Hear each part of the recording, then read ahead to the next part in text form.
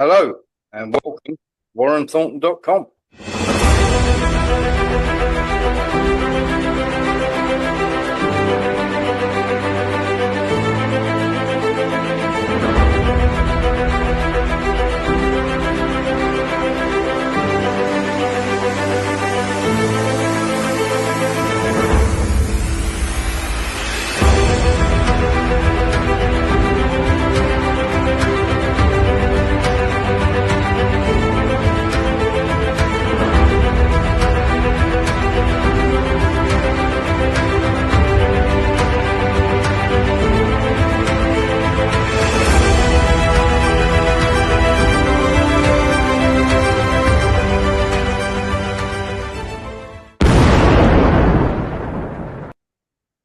Hello and welcome to WarrenThornton.com. We will have Lembit Öpik with us at some stage this evening, but just to let you know that we're all ready to go. And my, hasn't it been a fun weekend?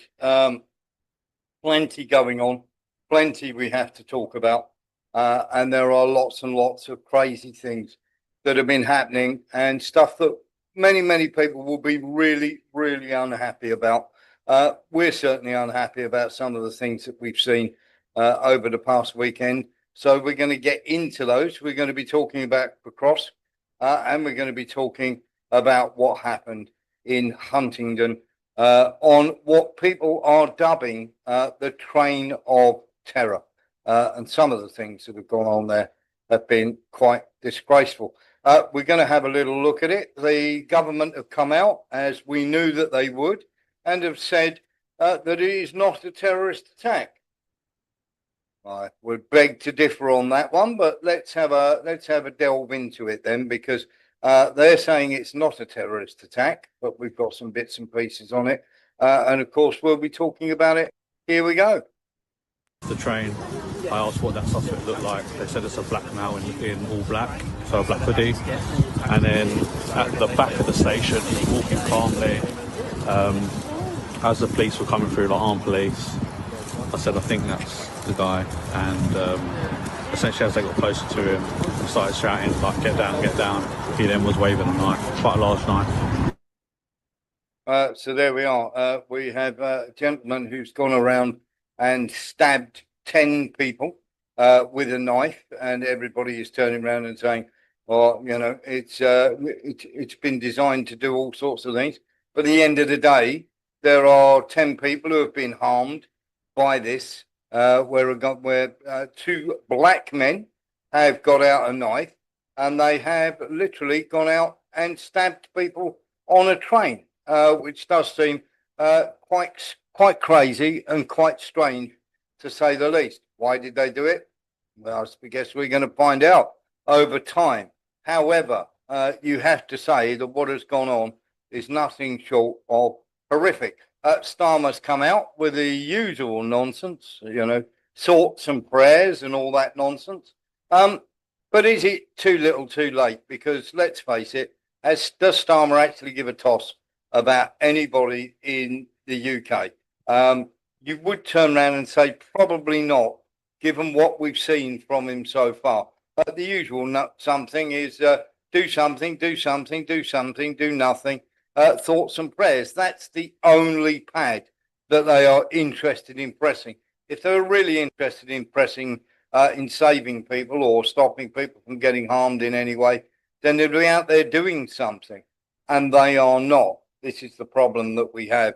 And of course, this is the problem that is going to continue over and over and over again until somebody does something about it. And of course, Starmer spent quite a bit of the weekend pushing the digital ID again. When a legal immigrant is carrying and waving a knife at you, but you all remember we have digital ID. Thank God for that. These weren't illegal immigrants. We are being told there are two Brits that are 30, round about anywhere in their 30s, 30 to 35 years of age, who were literally on this train, boarded the train as far as we know, and then just started stabbing people left, right, and centre. And of course, there's many horrific stories out there of exactly what they got up to and what they were doing. It is without doubt something fairly appalling. Have Brits had enough? This is the thing. It almost seems as though every day now, or almost every week, there is some horrible thing that happens to Brits, whether that be in the middle of the streets. This is in Manchester, Piccadilly. This is 2 trains with migrants. Have a look at this. Whoa. That's Cozzy, that's Cozzy. No, whoa.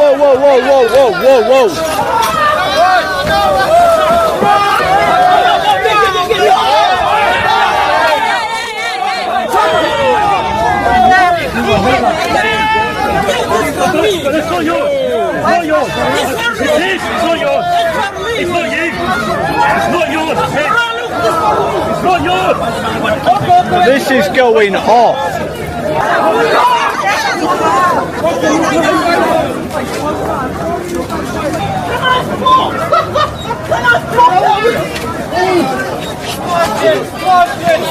Pull his hand up. No, I'm mad.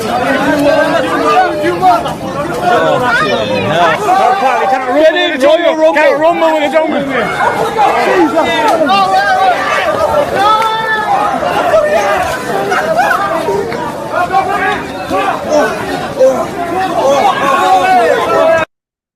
So that was in Manchester, Piccadilly. And that, of course, is not the same as the stabbing. But, of course, we've got the UK Defence Minister, Healy, coming out saying they're isolated.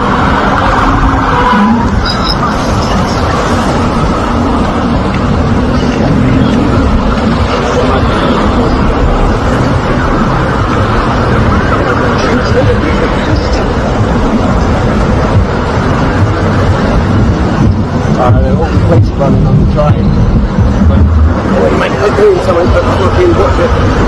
Because what's doing is doing that. They're going for someone on the train.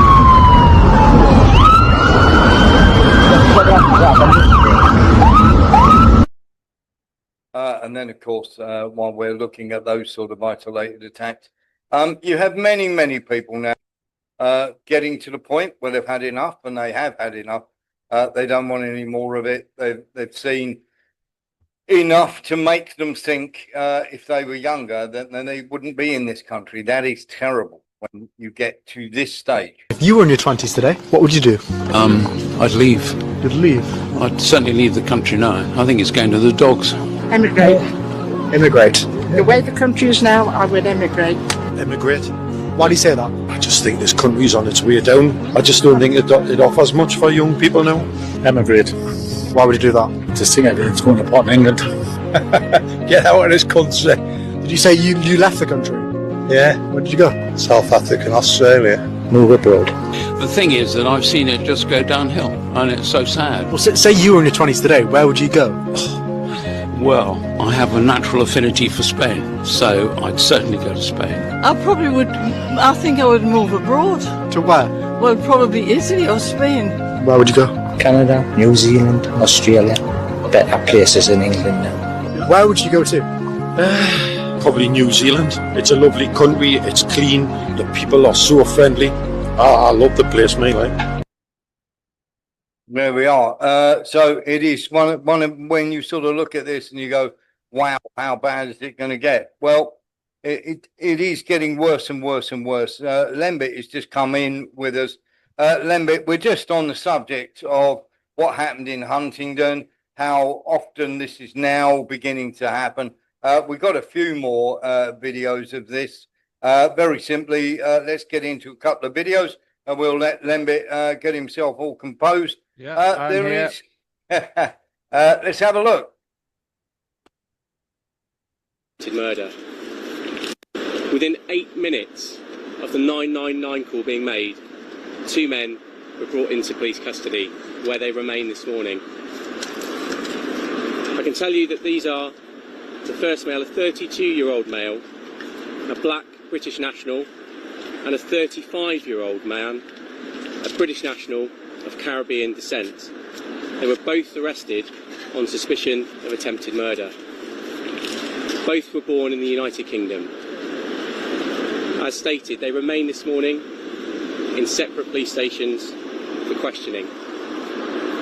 10 people were taken to hospital by ambulance and another person self-presented later that evening. While 9 were initially believed to have life-threatening injuries, following assessment and treatment, 4, thankful to say, have been discharged. Within 8 minutes of the 999 call being made. There we are. So all patting themselves on the back, and rightly so, for their quick response time. Let's get into it a little bit then, because this, I believe they're saying, is part of what went on. Let's have a little look. This is what they did to arrest the man. They're saying this is part of the videos of the police responding.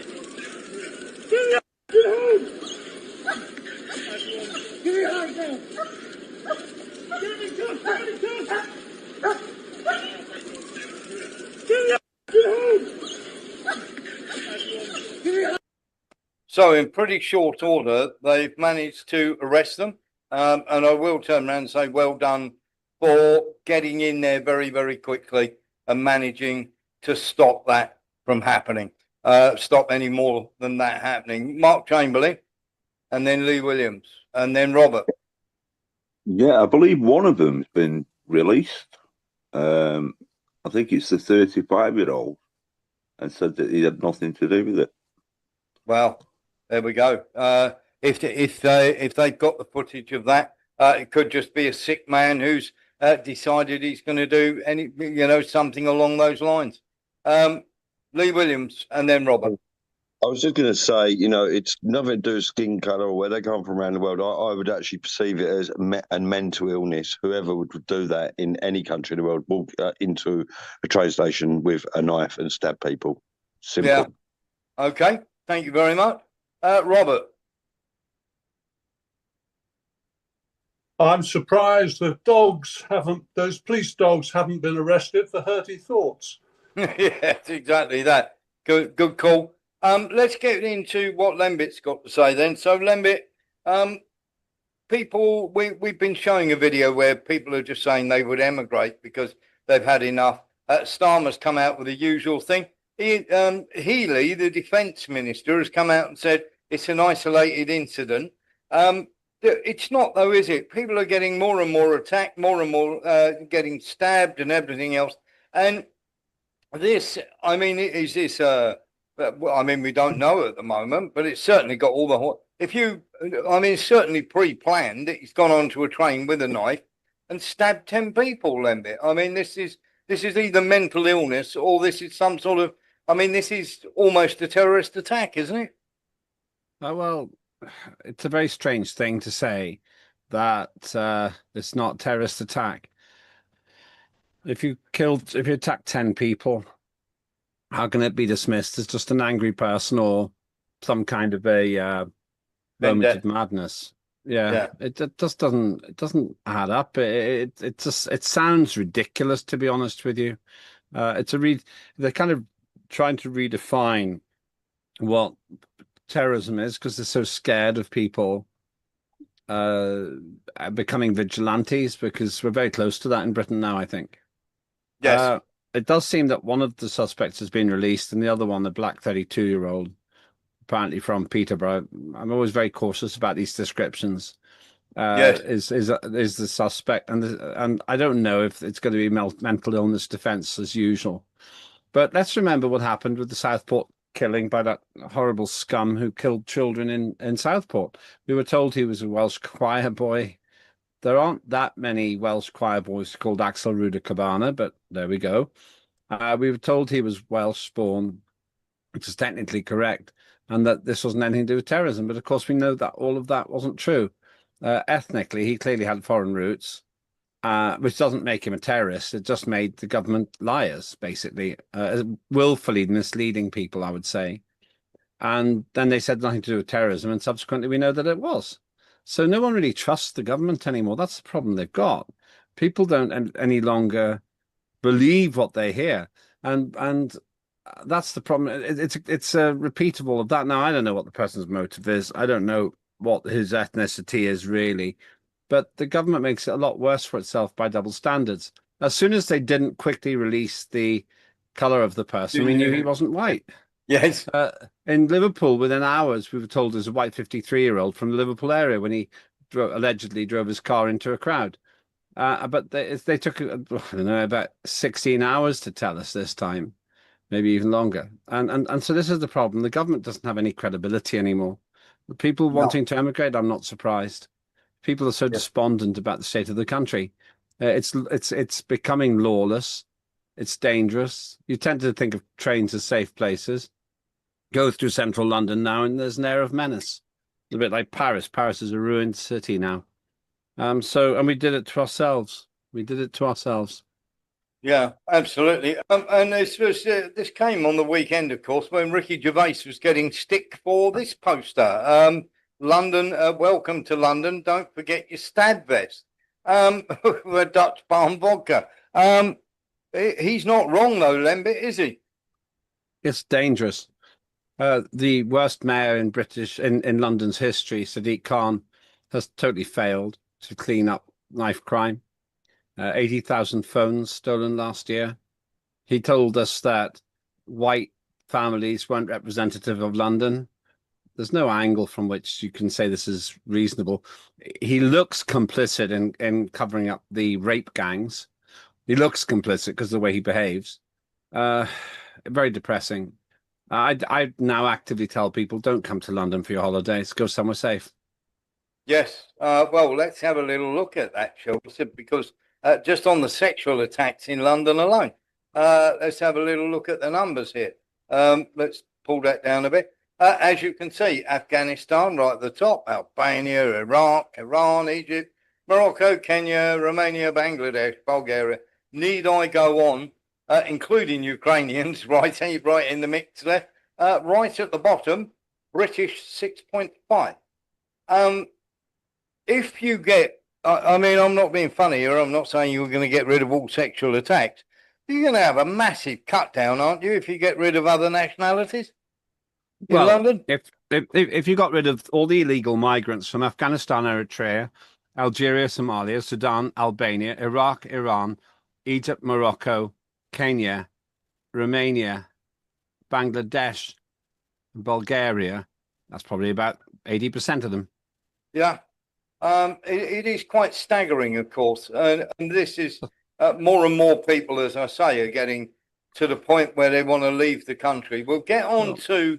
but some of them are legitimately here, has to be said. Some of them legitimately coming. So they're not all illegally here, but a lot of them are.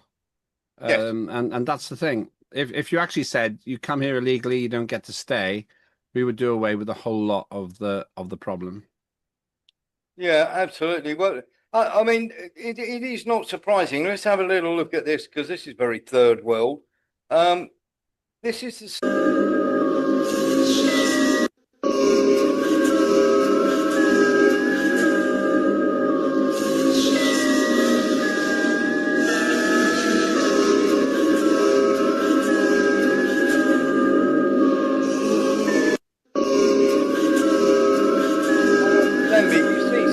China, and they're not like this. Where was that? That was in London. That was the 5:30 walk around London. You see the main cities in places like China, they're not like that.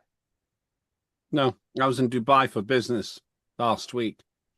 3 things you don't have there: rubbish, on-street vagrants, crime.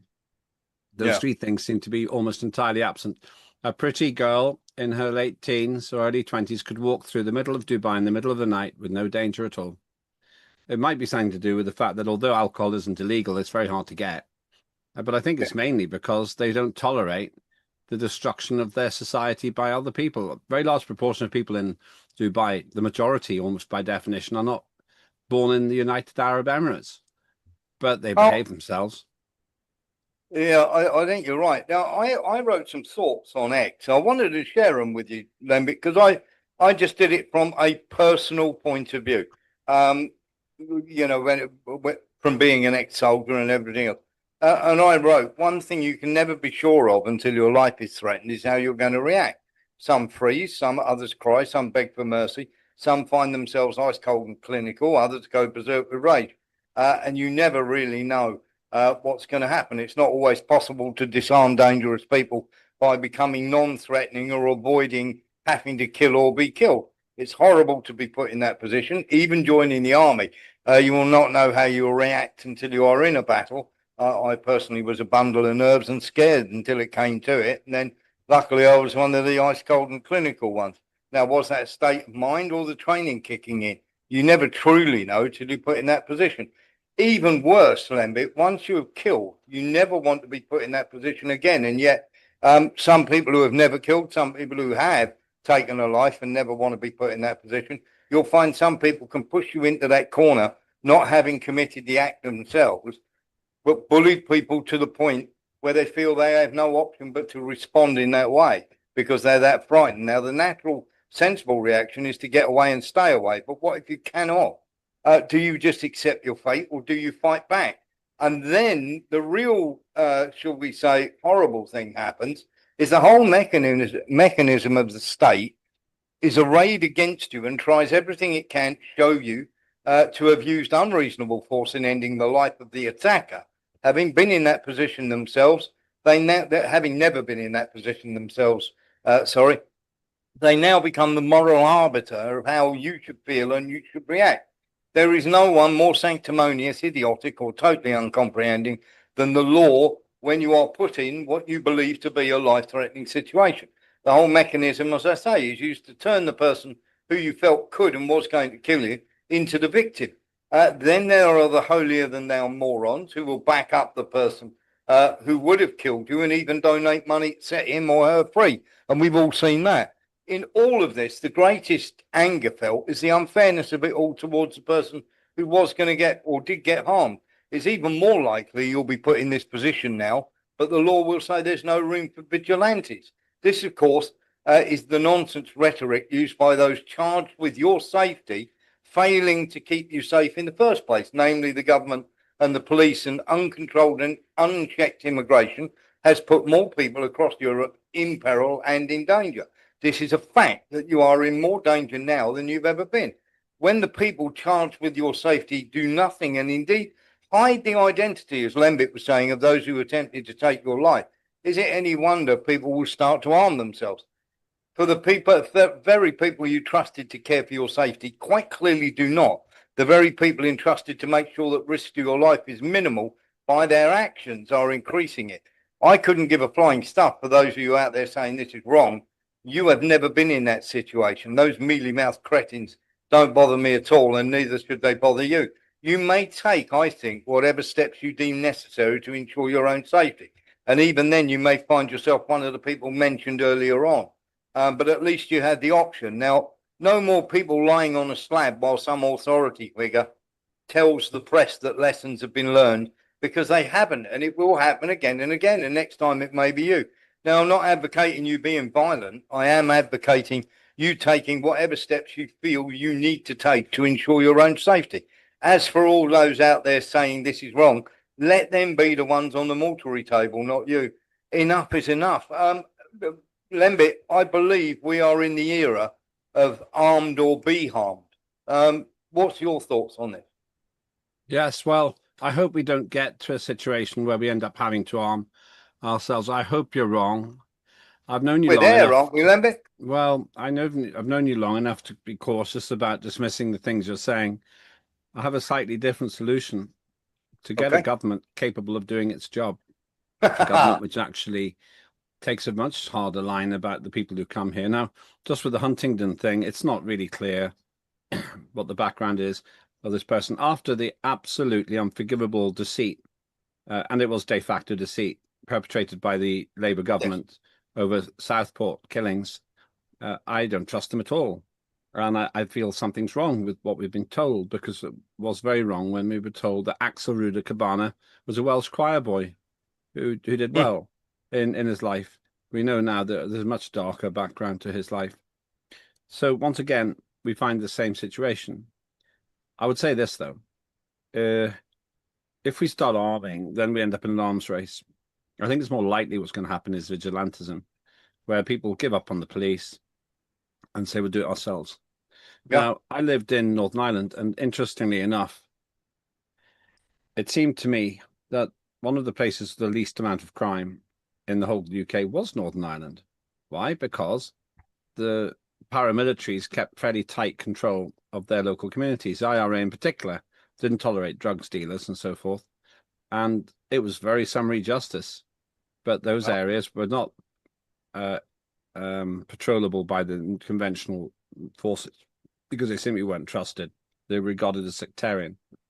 And those areas were comparatively safe. So vigilantism isn't the rule of law, but it's where you end up when the rule of law breaks down. Yeah. Could you just turn your mic up a little bit, please, Lembit? Oh, yeah. Sorry. Yeah. Okay. Not a problem. Now it's actually me. I'm just not shouting today. That's all right. Okay. So you were saying about getting a government. Labour have literally the Greens have overtaken. Then the Conservatives are level. Labour have sunk into fourth place. Reform are miles ahead. Is this the rest of the country saying go forth and multiply, Lembit? Yes, well, there's a complete loss of faith in the existing, total loss of faith in the existing shower, frankly, the uni party. It's just people have no faith at all. Can you hear me better now, by the way? Yes, we can, yep. Okay, I was just talking quietly. I normally shout when I'm on your show. There's no faith in the Labour Party. I was looking at Keir Starmer's approval ratings. It's something like +13 and -79, something like that, or +18, -79. It's absolutely phenomenal. He's toast, really. As a political figure, he's finished. I don't see how he can turn it around, because in order to turn it around, he has to become more intelligent, and he won't be able to do that. He has to become a better politician. He won't be able to do that. So what I'm thinking is the uni party's gone. Reform, which is still having to learn the job, it's still inexperienced, is winning by default because they have a charismatic leader, Nigel Farage, and they're not the other parties. There are other parties which are in the frame. Advance UK is quite interesting. Ben Habib, very credible individual, but he doesn't have quite the same momentum. They've got over 30,000 members, actually. And so Ben Habib's kind of credible as well. But what's happening is the people are saying anyone but the old parties. The country is currently finished. It's totally hung out to dry. The ridiculous Green Party, the comedy party, really, that's a joke party, who want to increase migration, as far as I can tell. And want to ruin our economy with this nonsensical, non-existent climate emergency. They seem to be doing better than the Tories and Labour, because there's people saying anyone but the old parties. So the left's going to the Greens, right, and some of the middle people are going to Reform, and Labour, Conservative, and Lib Dems are sinking. Lib Dems are doing all right, but I mean they once again by default, because Ed Davey made a fool of himself in the election. Yeah, absolutely that. Lee Williams want to have a quick word, Lee? Yes, I just want to ask anybody, because I trust all the government. I mean, what one would anybody personally trust? The Conservative, Labour, UKIP, the Green Party, or any new party? Are they all actually considered all the same? Are they more for... That brings me to my next question. Nilus. Well, I think probably one of the reasons that people are going to the Greens is because the schools, universities, and the multimedia are all propaganda platforms for the Green Party, aren't they? Yeah, I think you might be. You could be right. Mark Onza? I think the real question is there any party that's not paid or influenced by Israel? Yeah, exactly that. And while we're talking about that, I'm glad you mentioned that, because that segues nicely into something that I want to talk to Lembit about. Reform UK, is it going to be any better with Farage? Let's have a little look at this. This is money that has been given to Reform Reform UK, or Best for Britain, from the Open Society Foundations, which of course is the George Soros party. So that's over almost 4 million that's made its way into their coffers. Just another bunch of people that are owned, isn't it, Lembit? Didn't know that. And the answer is, I judge by results. It depends to what extent they maintain their integrity and put Britain first. I mean, Best for Britain's a clue what they should be doing. I always say on your show pretty much every week that Israel are absolute masters of lobbying. They get loads of money from America. They spend some of it on war and other things, and then they recycle some of it to lobby. In nuclear terms, it's like a fast breeder reactor where you use some of the power of the nuclear power station to create more fuel. And that's what Israel does. That's why they've been able to wage so much war, because they're very efficient at it. Israelis themselves generally pleasant people, in my view, my experience. The problem is they've got a political leader who is not my cup of tea at all. And I think he's done untold damage because he thinks he can fight his way to victory. And also he's got the additional problem, if the war ends, then his legal troubles start.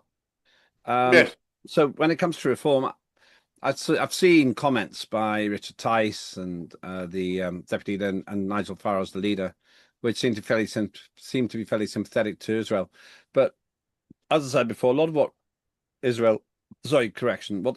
reform does is still being formed and shaped, and then it'll be interesting to see how they shake down. I'm not looking for a party that says it hates Israel. In fact, I don't want any party to say they hate Israel. It's very easy to mix up Judaism, Israel, and its leadership. Yes. My issue is the current leadership of Israel. Different people could do a different job, and in my view, a much better one. And so I wait to see what's going to happen there. But your point's well made. We'll have to see what happens. Okay, buddy. We're going to hear from. I'll give you a minute because I'm going to get Robert in a second. I'll give you a minute. Eric Jones in the chat says, "Does Lembit still support reform?" Robert. Let Robert answer first, and then you can come back, Lembit. Robert. I'd be grateful if you put up that picture of the Open Society contributions to reform. Yep, I can. So I could. I want to pass it on to some local friends who are officers of reform. Okay, I will send that to you personally, Robert. How's that? Thank you. No problem at all. Lembit, I'll let you reply to Eric. Eric says, "Are you supporting Nigel Farage?" Yeah, I've been supportive of reform by default. I dropped out of politics completely because I was totally disillusioned by the old parties. And then reform showed a lot of promise. They came into the more libertarian territory that I inhabit. And so I have been supportive of reform. It's conditional. They need to do what I want them to do. And I'm willing to help them do that. But it is conditional. I'm not just joining reform and supporting them for the sake of being involved in politics. In fact, it wasn't really my intention to return to at least British politics at all. But here I am. The question that we've just been talking about is a very important one. Where do they stand on this and other international politics? As you know, I think that we should get out of the Ukraine situation and let Putin have the land that he thinks he needs as a buffer zone. Because I believe he'll stop the war then. He doesn't really want to spend billions there. That's a big question for me. Where do the various other parties stand on that? You've already raised the question of the Israeli situation, and can they have a more cohesive and mature view than, for example, the Labour Party, where Starmer spent 2 years saying Israel can do what it wants, and then recognize Palestine. It's just very so unpopular. So we'll see. Reform did quite well in the by-election in Caerphilly. They went from 0 pretty much to good second place. Yes. Maybe if they'd been more organised for longer, they could have won it. But Plaid Cymru had a very good organisation there.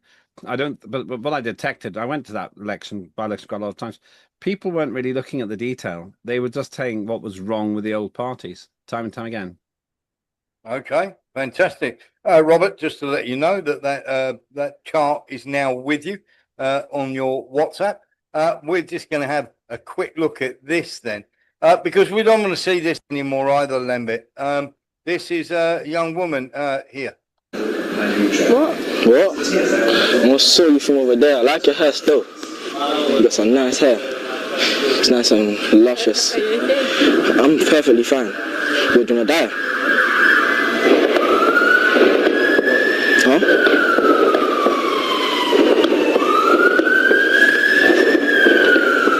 Why are you just smiling at me? Oh. I asked him a question, a serious question. Do you wanna die? No. Why? What do you mean why? Because Sure. stop touching him. Why? Because. You're gonna die.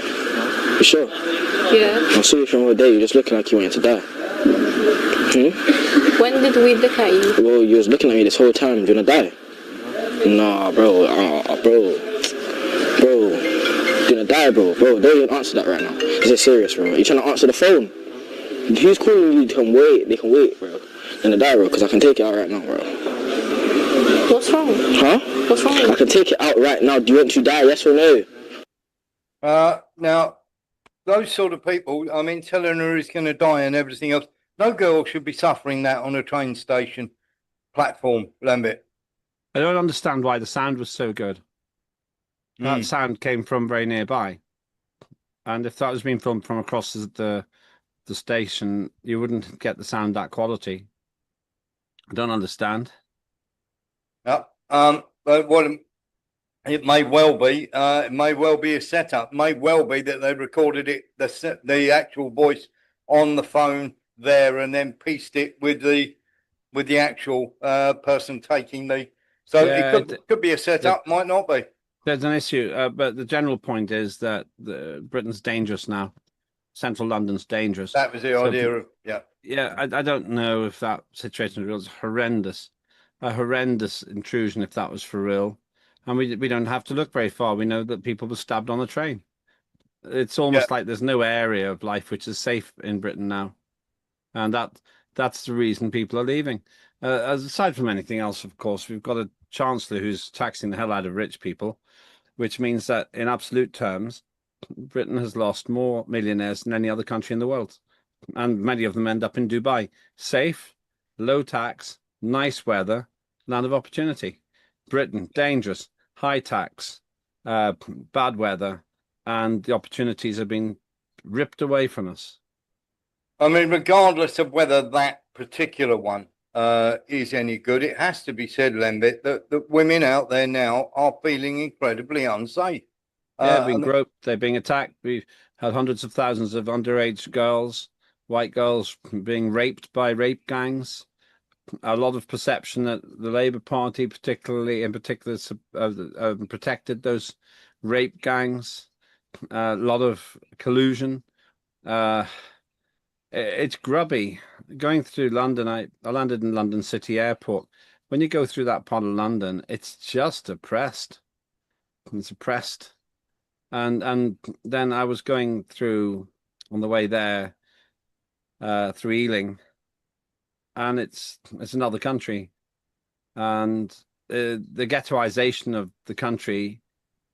Some might say it's necessary to maintain social order, but it's very frightening for people, and elderly people in particular. They don't dare say it, because they'll be accused of racism. They say this isn't the country they were born in. No, Lee Williams.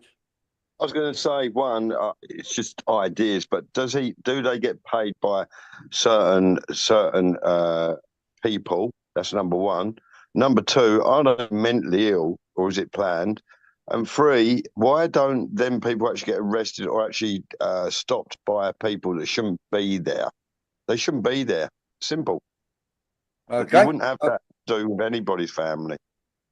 Okay. So that's something to take on board. There's some other things I wanted to discuss with you.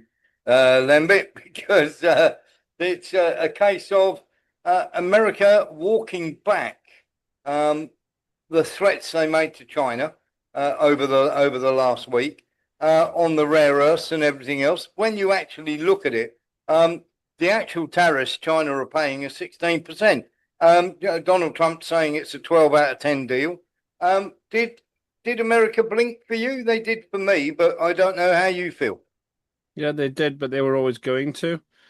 I never really expected Donald Trump to carry on waging a war with the second largest economy in the world and the most important economy to the United States in terms of making things. So I always thought it was bluster. So did Xi Jinping, the Chinese premier.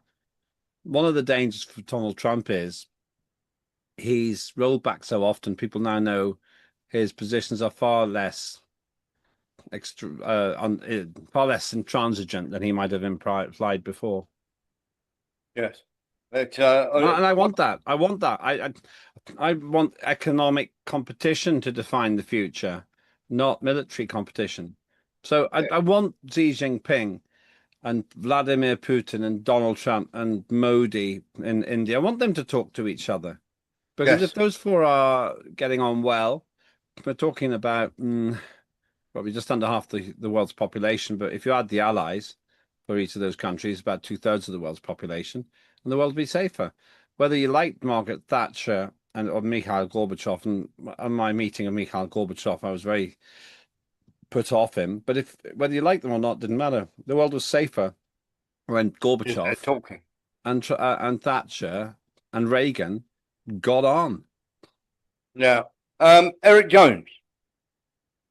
Well, the reason that we've had such a decent so-called economy, and that's kept, in other words, it kept it from going under falsely. But however, it has kept it. The only reason it's kept it this way is because of cheap goods from China, because we don't make anything anymore.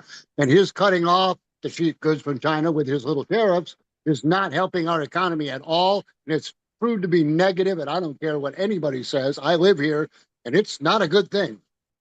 Yeah, absolutely. And I think you're right there. Lee Williams, very quickly. Say around about the time when he said if he got into power, he would stop the war in Ukraine in 24 hours. That's number one. Which Two, never was going to happen. He was asked was, does he know? Let's call him now Prince Andrew, because obviously it's to do with Epstein. And he said, no, I don't know Prince Andrew. Yeah, we're getting off the subject. We'll deal with that another day. But we've got this here. This is who needs the rare earth metals from China, Lembit. And these are heavily reliant on China for rare earth metals. So you've got Brazil, then Turkey, then Germany, then the UK, then Korea, then the United States, India, Japan, and Canada. And we'll get to that question in a second. So that's the ones who need the rare earths.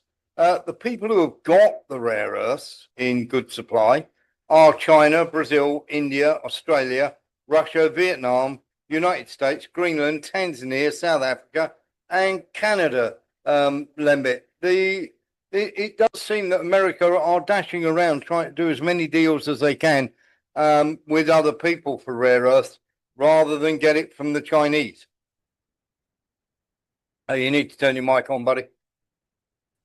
Apologies. They don't want to be dependent on China, but they have no choice. From an economic point of view, it makes more sense, I think, on the whole, to go to the bulk supplier, a known quantity, who will, in my view, give very good quality products to the United States. But there's a bigger thing. The United States has to use China. Britain has no alternative because we've exported our manufacturing to China in the ludicrous pretense that carbon dioxide generated in China doesn't affect the climate. Well, it does, but no more than the UK, and it's actually good to emit Chinese CO2. In actual fact, China's doing us a favor because by increasing carbon dioxide, because they produce more carbon dioxide because these coal-fired power stations, and we do like for like, they're actually feeding plants. Just the and for another time we'll talk about that. But however you look at it, China is not realistically going to be a military foe. As soon as you start doing that, everybody loses. And China has the biggest, I think, numerical army in the world. I think maybe it's Russia, but they've got amazing weapons. They've got incredible toys in the arsenal. So it's just a non-starter to start a war with them. It's just a non-starter. So what you do is you make peace instead. Yeah, I think you're absolutely right. Let's get into this because we've got a question from Andy FX saying, are they really going to start doing all sorts of things when it comes? Do you think Trump is going to go into Nigeria? Do you think he means what he says? Because Trump's turned around and said that Christians are being killed in Nigeria. If it doesn't stop, we'll intervene soon. I'll let Lembit answer that, and then I'll give you my thought. I think he will. I think he's not particularly worried about Nigeria. Nigeria is a economic disaster area, absolutely paralyzed with its own corruption. Huge natural resources there, but so corrupt that they had, I don't know if it's open now, but they had an oil refinery which couldn't open because of corruption. So they exported their crude oil and then bought it back at a loss. Essentially, I'm oversimplifying it, but that's essentially what they did. So what Trump is basically saying, I'm just going to sort this out as a sideshow. They might even be doing Nigeria a favor because all the terrorism and kidnapping of children and everything else, it's just disgusting. Yeah. And maybe Nigeria wouldn't have too much of a problem with it. Maybe. Okay, my thoughts on it, for what it's worth, Andy, is yes, everything that Lembit says there is pretty spot on. For me, though, it's got nothing to do with protecting Christians. It's about literally raping Nigeria for everything they've got. And the reason why I tell you it's got nothing to do with Christians, they're quite happy to shake hands with Al-Jilani, who's murdered God knows how many Christians in Syria. So it's got nothing to do with Christians whatsoever, and it's got more to do with what the Nigerians can provide America with. Nilis.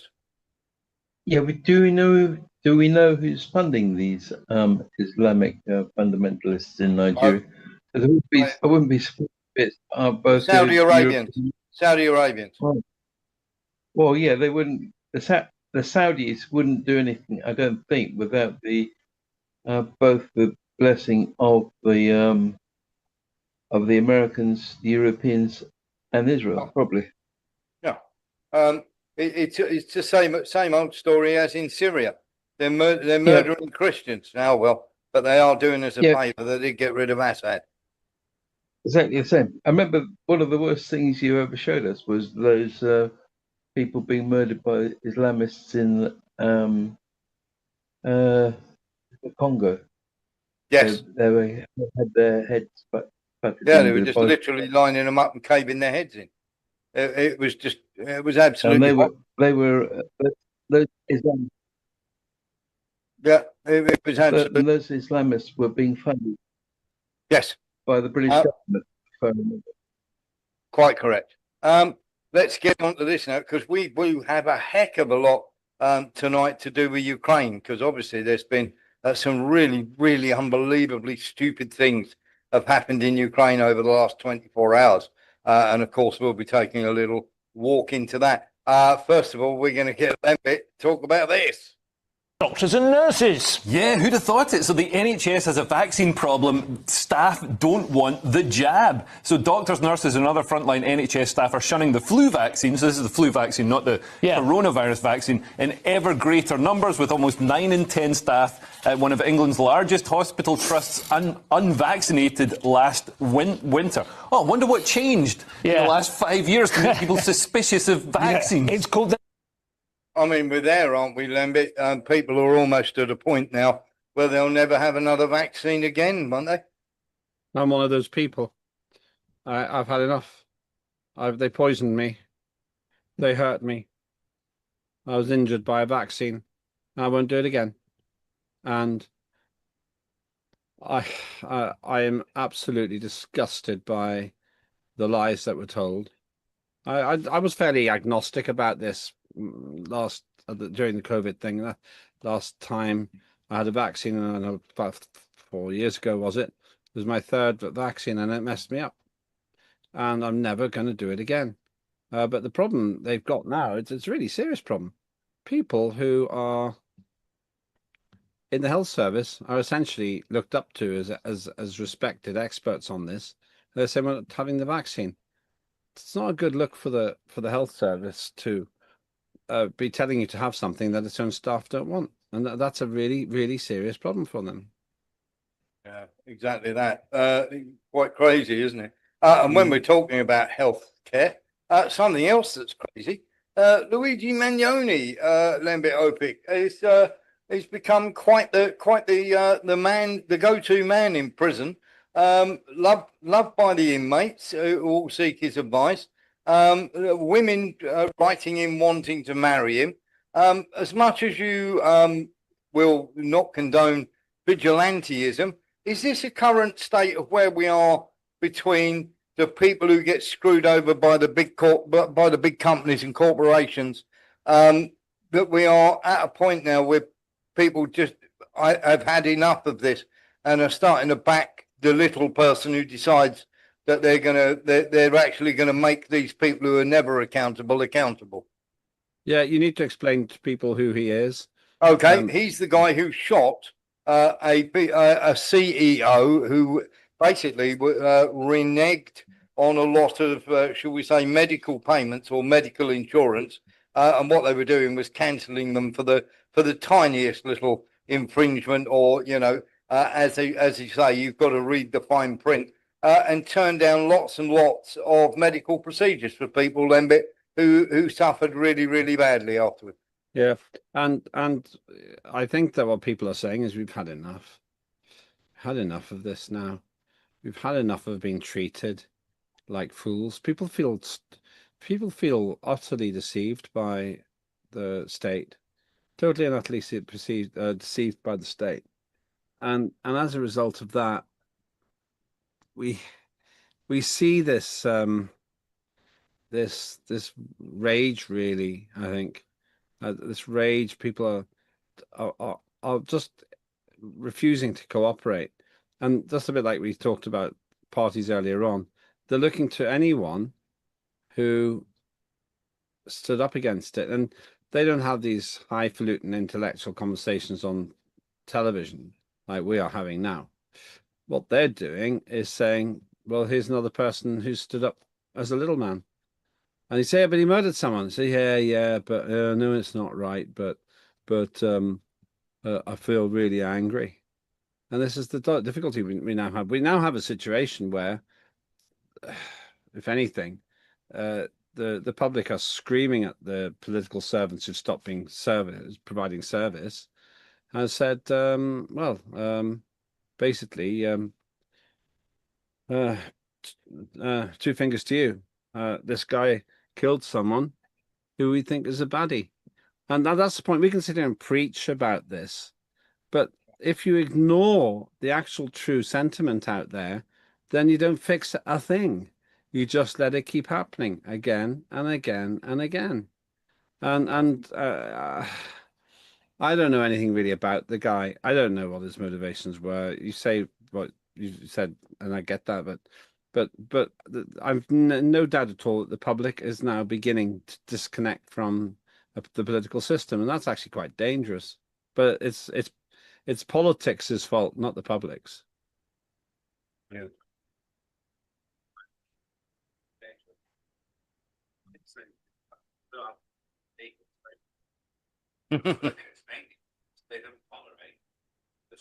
Oh, have I just lost you there, Lembit?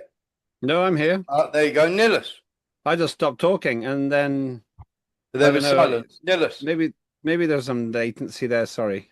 Yeah. Well, we can see, throughout the recent decades, the elites have got richer, through things like the COVID, the vaccines, the forever wars, this green energy. So all the money is flowing to the 1% or of the elites, and so people are being left behind. And we can't. You can say that these sort of Robin Hood sort of characters are now just emerging in our society. You can't really be surprised that people have great respect for them. Another thing you forgot to say, Warren, is that people are putting great big murals on the walls of certain areas of New York of his face, and he's become a Robin Hood character. He has. He has. Take from the rich and give to the poor character, because so many people have lost family members because they can't get the insurance money. If you turn to TikTok now, it's changing, but if you turn to TikTok now, a lot of the TikToks are people asking you to watch their TikToks so they can get some money for medical bills. Yes, true. But absolutely right. Keir Starmer could change his perception overnight. He's just got to stop stealing from the poor and giving to the rich. Mark Onza. I'm not as worried, Warren. If I get my digital ID and a couple of vaccines, they'll give me a universal basic income. One of those, isn't it? Yeah. Give me loads of money, please. Thank you very much. I'm happy to take all the jabs you want. I think it's a blinding idea. I don't know how long you last to spend it, buddy. Let's get into this. I quite like that one. That's quite good. Let's get into this. Lembit, before we finish the first hour, do you fancy a free pair? Have a look at this.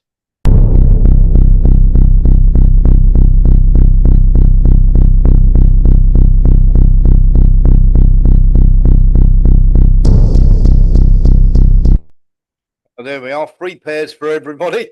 Of course, crossing the railway line is sometimes, should we say, fraught with danger. Just to let you know, in Quay, there is going on in the country at the moment. None too clever, as they say.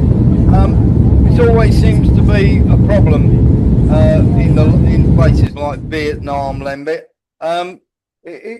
Bangladesh, Vietnam, whenever the rains come, he said, I'm always amazed that nobody's ever doing anything about it. About what? The flooding? Yes. Nothing you can do about it. It's natural. What do you want them to do? Well, I was thinking something along the lines of a massive dam or some massive water. You can't. That's how that land works. Just because you want to live there doesn't mean the nature's going to clear off and say, all right, well, we'll stop flooding the floodplains. I just don't want to see it underwater all the time. There's a clue in the name, floodplain. When I was an MP, someone came to me and moaned and said, oh, we're really fed up. Our house keeps flooding. I said, where is it? They said, well, it's in Brook Close. I said, do you know why it's called Brook Close? They won't know. I said, because there's a brook underneath it. And then some other people said, oh, yeah, we bought a house in the floodplain and it's flooded. So there's a clue in the name.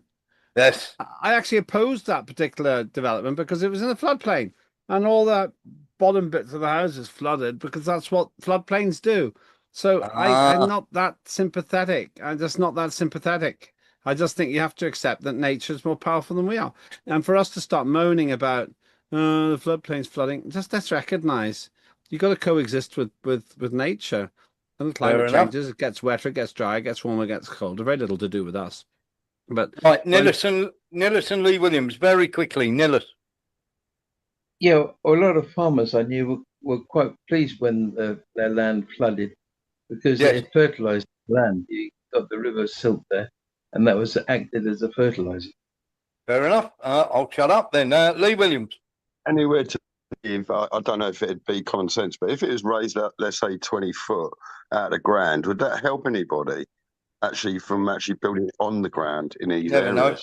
Proper irrigation. You never know. Somebody else has stuck their hand up now. John Murphy. Well, living in High Wycombe, there's a clue in the name, Warren. There is. Get up on the hill. Yeah. Absolutely. I've already been told off for that. Somebody you need to tell in off is this woman. Do you support US military strikes on the territory of Venezuela as part of what you call a process? I believe that the increase in pressure and the escalation that's taking place is the only way to force Maduro to understand that it's time to go. There she is. That's Macheda, or as I call her, Pennywise the dancing clown from the film It, because of the clown grin. The Nobel Peace Prize winner advocating dropping bombs, Lembit. That's a new one. No, it's not new at all. It's just more honest than usual. Black is white, bad is good. George Orwell was right. and what we're seeing here is that steady disintegration of the old ways as the threadbare, cynical corruption of the deep state becomes ever more obvious. Somehow the swamp is being drained, in part thanks to Trump, but largely because the people at the top of what they hoped would be the new order are really the old order, but they're not competent enough. There's been an obvious, marked decline in the capability and competence of politicians, quite obviously. And the decline has been the worst with the old guard. They've become fat-headed, careless. You're not going to say it, but I am. There's been a decline in the competency of MPs ever since Lembit left the House of Commons. There we are. Let's get into this now. Very, very simply, you weren't going to say it, so I thought I would. Let's get into this now, because this is something that we'd like to see, isn't it, Lembit?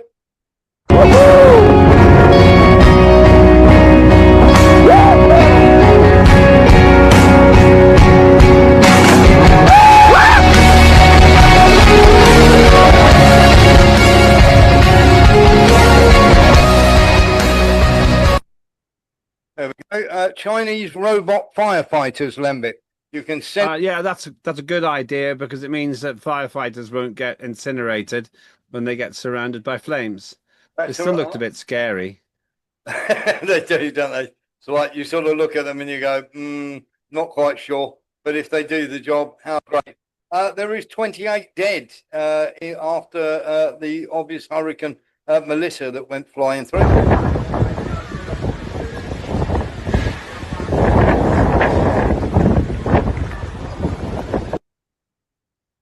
There we go.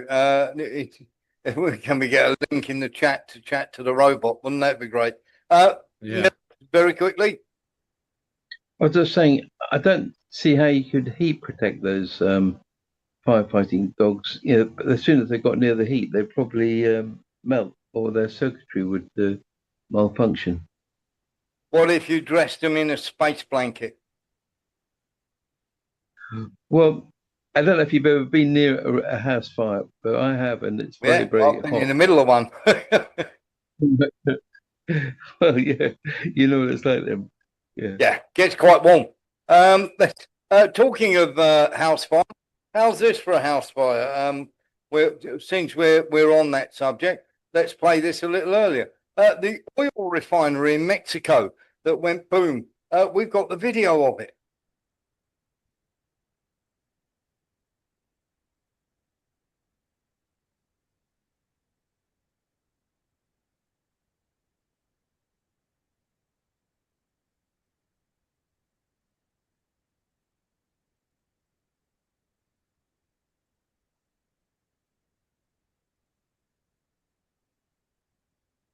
Pretty terrifying stuff, Lembit.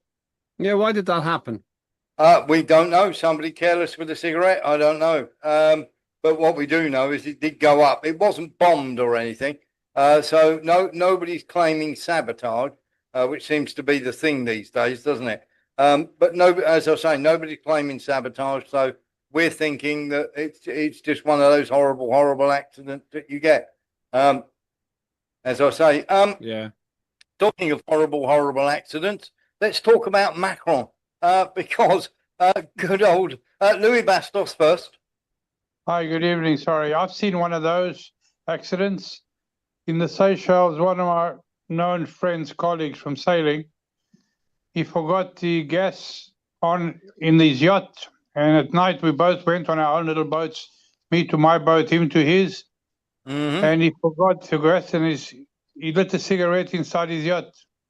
There was nothing left of it. Nothing left of it. Never good. Thank you very much for that, Eric Jones. Yeah, well, it's significant because it's in Mexico and it's probably refining stuff that we use. And our California refineries have shut down, and we've had other refineries that have had fires. So that's making our gas costs go sky high. It's a big deal. And whoever's doing it is could be forcing the price of gas sky high. Ah, that's it. That's an angle I didn't think of before. Well done. Let's get into this now, Lembit. We've known, haven't we, for a while that Maloney doesn't like Macron. It's now official. Emmanuel Macron ci ha definiti vomitevoli, cinici, irresponsabili. E qui la stampa italiana a dire, hai visto che ha detto Macron, che siamo irresponsabili. Vergogna. Irresponsabili Emmanuel Macron sono quelli che hanno bombardato la Libia perché gli dava fastidio che l'Italia avesse un rapporto privilegiato in campo energetico con Gheddafi, esponendoci al caos migrazione nel quale ci troviamo. Cinici Emmanuel Macron sono i francesi che mandano la gendarmerie a rispedire indietro qualunque immigrato tenti di passare il confine a Ventimiglia. Ma soprattutto perché le cose vanno raccontate come si deve, vomitevole è chi... Buono, che lo vuoi tu?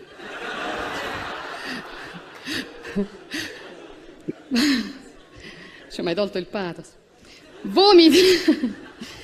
Vomitevole è chi, come la Francia, continua a sfruttare l'Africa stampando moneta per 14 nazioni africane sulle quali applica il signoraggio, facendo lavorare bambini nelle miniere, estraendo materie prime come accade in Niger, dove la Francia estrae il 30% dell'uranio che gli serve a far camminare le centrali nucleari e il 90% dei nigerini vive senza elettricità.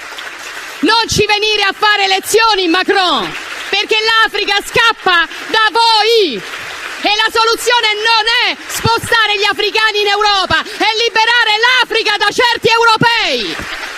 Non accettiamo lezioni. Chiaro?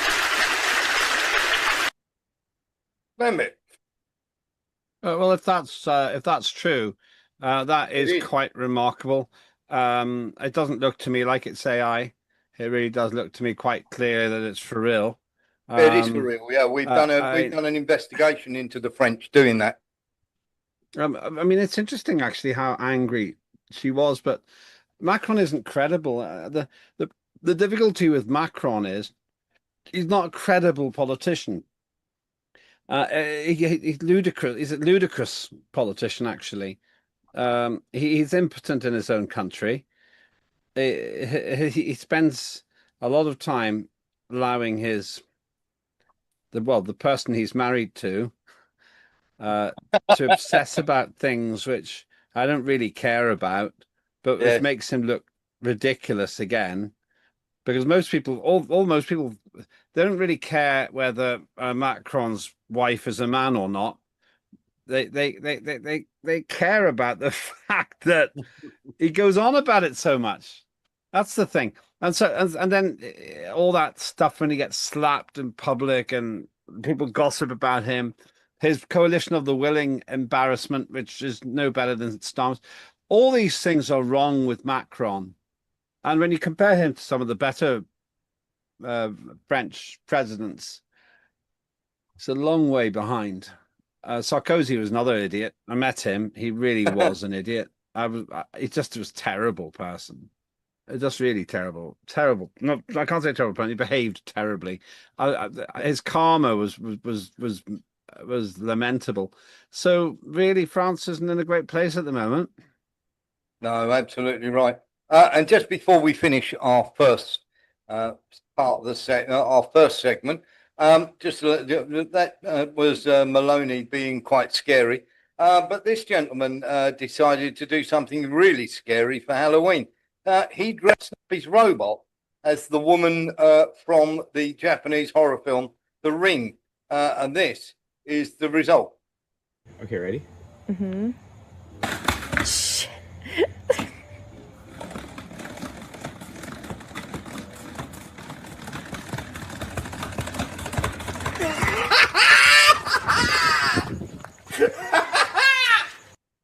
Inventiveness of some people, quite incredible.